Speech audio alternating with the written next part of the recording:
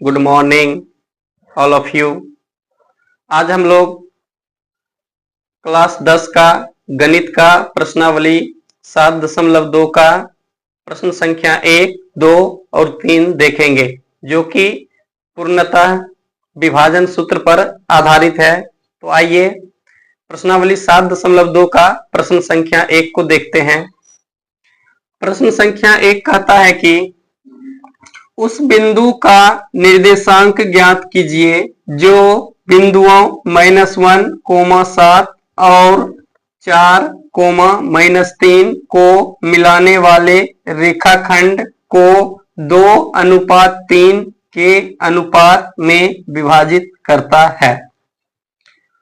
तो आइए देखते हैं।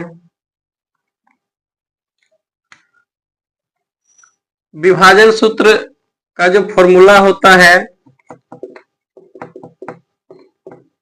वो कुछ होता है m1x2 प्लस m2x1 बटे m1 प्लस m2 कोमा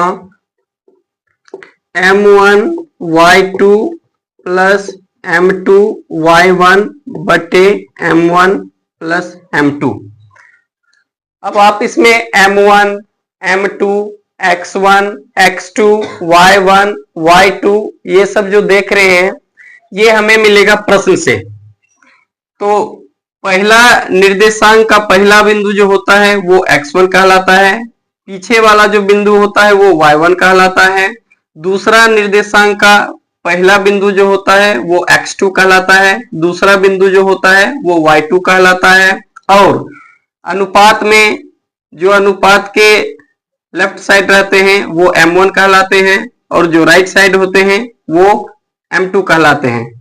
तो इस प्रश्न से ही हम इस फॉर्मूला पर वैल्यू पुट करेंगे।